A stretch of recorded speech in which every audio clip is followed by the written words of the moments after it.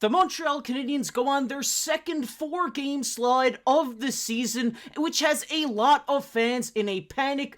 What is going wrong in Montreal with a lot of players underperforming? It seems like there is a deeper issue at hand, and we're going to break it all down for you guys coming up on this episode of Hattrick HQ. But before I get into it, we just got to say that, 92% of you guys watching aren't subscribed to the channel. So if you're not subscribed to the channel, make sure down below, hit that subscribe button. We're going to be here every day bringing you news from all around the league. So you're not going to want to miss out on that. So make sure down below and hit that subscribe button. But Mark, let's just jump right into it. Right now, the Montreal Canadiens aren't looking so hot. They had a chance last night, but they blew it in overtime, which they dropped their fourth game in a row for the second time this season. 0-3-1 in their last four games, and a lot of the hate has come on young Lane Hutson. A lot of people are putting the blame onto him for them losing these games, as well as Kirby Dach, who has some of the worst plus minus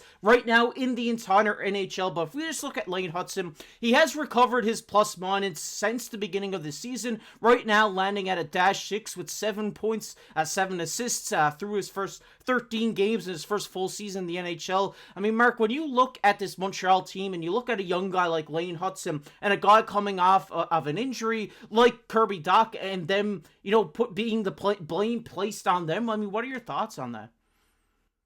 The first thing, looking at Lane Hutson, yes, I do understand why Habs fans are super pumped on this guy. He's explosive, he can skate well, he looks like a human highlight reel, but I do think people are looking at him and kind of overvaluing him of a prospect. We're looking at a guy like Lane Hutson, he's a prospect, he's a young guy coming into the NHL. Habs fans are excited when he makes a nice pass, when he gets a good shot on net, when he sets someone up, but a lot of fans don't look at the sense as this guy still has a lot to grow on the defensive end. Yes, you're getting a guy, like I said, that can break out passes. He can go up and set someone up. He sometimes rushes the entire ice, but I do think he's overhyped in a lot of aspects, and fans are almost looking at him as, hey, this guy's supposed to be Bobby Orr at this moment, so we want him to do that right now. The ceiling is quite high for Lane, but I do think fans are looking at him and saying, hey, we want you to be at your peak now, and he's just not near at that. Yeah, I definitely kind of agree with that. As a Montreal fan, I hate to be negative against this team because I love this team. I've watched every game this season, and I see a lot of hate from, I guess, other fan bases because most Montreal Canadiens fans love Lane Hutson. I know there was a few that do not like his game, but he does remind me of a young PK Subban in a sense. Like, PK Subban would do these spins at the blue line, which had fans, in an uproar, like, why are you giving the puck spinning on the blue line? And we're kind of seeing an eerily similar situation with Lane Hutson so far, where he kind of opens his hips off, slides down the boards, he hits the post, he hasn't put one in the back of the net, but that will come with time. But the problem with the Montreal Canadiens and Lane Hutson at this moment is that once you see Lane Hutson and you're out there on the ice, slip past his defender, get down there and find an open guy in front of the net, one of these forwards needs to step back. They say, okay, Lane's going. I got to cover his position, because if not, we're going to let 2-on-1s. And that's all that's been happening so far for Montreal, is when Lane Hutson makes an amazing scoring chance for this team, nobody is covering him on that blue line. And when you don't have a forward that's going to step back into a defensive position just until Lane can get back, you're going to let 2-on-1 opportunities go, and the puck is going to go in the back of the net, because it is hard for a goaltender to stop a 2-on-1 chance, especially when you have some of the top goal scorers on the other side of the ice. Like that Mika Zibanejad goal just last week. It was in that same kind of scenario. We seen that happen. So what Coach Marty needs to instill into this team is that, Lane, he's an OFD. He's going to pinch. He's going to step up at times. But you guys out there need to take notice of that and cover for him. Because if not, we're just going to get outscored and blown out every game. And that's where my stance on the Lane Hutson situation is right now. And, I don't think he has been the problem. I don't think the star guys have been the problem either, Mark. Obviously, Cole Caulfield, he's been hard at work down there in the mine, as that new animation has showed up on your screen right now. He has 10 goals through his first 13 games so far this season. This is the best goal scoring pace we've ever seen Cole Caulfield be on for the Montreal Canadiens. He has looked exceptional. He's been Montreal's best forward by far this season. And when you look at the captain, Nick Suzuki, I mean, he's doing his thing too. He's got 13 points through 13 games, being a point per game player with 4 goals and 9 assists. But if you look at this entire team's roster, the top 10 for scoring in Montreal right now, Uri Slafkovsky is up there at 4, and he was out for 3 games. So what is happening with these guys like Kirby Dach, who's 10th for points right now, just behind, Josh Anderson, Jake Evans, who has really been phenomenal for this team this year. I mean, Mark, when you look down through this list, and once you get past the top 2 guys in Suzuki and Caulfield, it looks like Montreal isn't getting very much secondary scoring, especially from their forwards. I mean, when we're looking at this team, the biggest thing is, and I kind of want to go back to the plus minus on a guy like Lane Hutson and Duck. The biggest thing is that's not an individual stat. This is going to have 5 guys on the ice when someone messes up and a goal does go in. Even if it's a goal that's just a shot from center ice that goes in, this is a minus going on. So I don't like looking at this as an individual standpoint of being, hey, this guy might not be good because he's a -6. This guy might not be good because he's a -4. But when you look at an entire team being all in the minuses, or if you look at it in the sense of one guy is a -6 while the rest of the team is a positive, that's when you kind of get in and look at this plus minus thing. But looking at this team, and before going into this, I was prepping another video and looking at lines that allow the most goals. It was either the most expected goals against or the most expected goals against percentage.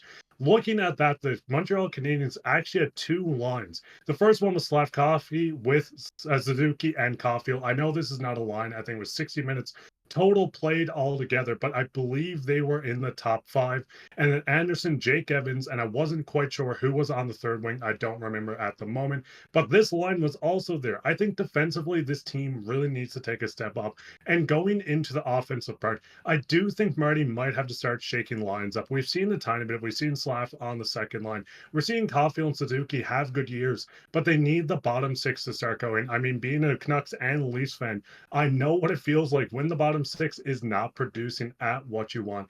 This is still a young team, but it does get a little concerning when they're not really gelling this fast. Yeah, I definitely have to agree. I mean, obviously, this team still needs time to grow. We're not expecting them to go out and win the Stanley Cup this season, but we want to be able to sit down, have a good time, watch a Montreal game, whether you're in the arena, whether you're at home on the couch, and just enjoy and have fun watching this team. But when you're getting blown out 8-2 to the Seattle Kraken, that is not fun to watch when you're a Montreal Canadiens fan, quite frankly. And I don't think Marty is letting this slide either. We've seen him over this past week having guys doing, drills in practice, doing those suicide drills, blowing the guys out. And rightfully so. He needs to instill this fire into such a young team that if you want to win and you're not winning, you're going to pay for it the next day in practice. And that's one thing have liked from Marty St. Louis that he's done so far. And it's just quite frankly sad that Montreal's underperforming so far. I mean, you have so many young guys there who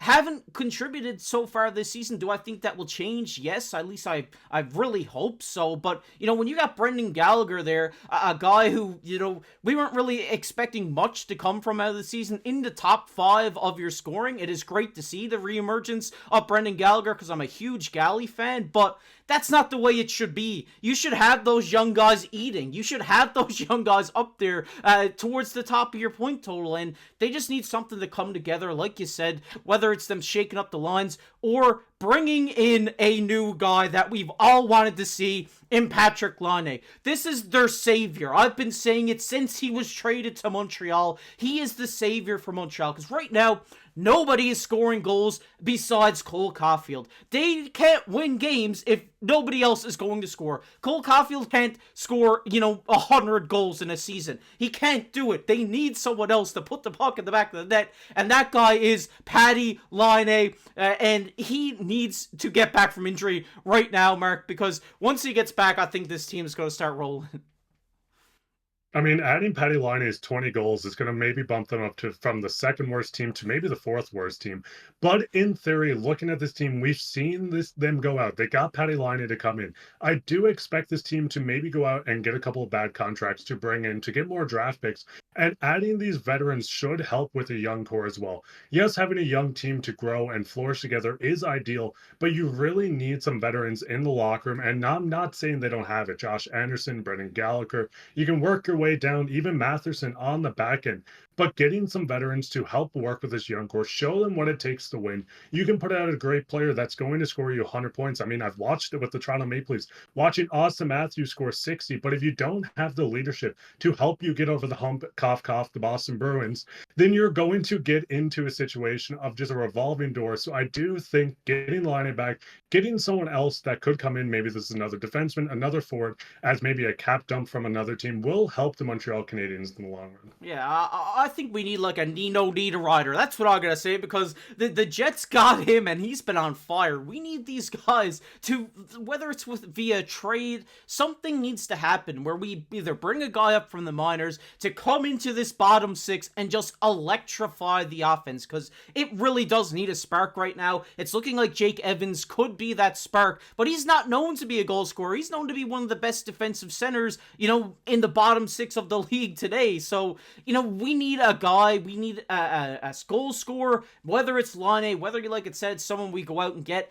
That is what this Montreal team needs. But I still have faith that Marty and the Montreal Canadiens are going to pick it up this season. I really hope they do, because they have such an exciting team. They just need it all to come together. But we want to hear your guys' thoughts down below in the comment section. What do you think of the Montreal Canadiens right now? Are you on the same page with us? Do you think we're completely off here? Let us know down below in the comment section. Love to hear from you guys. If you enjoyed this video, make sure down below, hit that subscribe button. We're on the road for 6,000 subscribers. We've just hit our goal of 5,000 and we're zooming right now. So appreciate you guys for getting us to 5K, but help us get to 6 by subscribing down below. And as always, I've been your host KC, alongside my co-host Mark Pye. Keep your stick on the ice.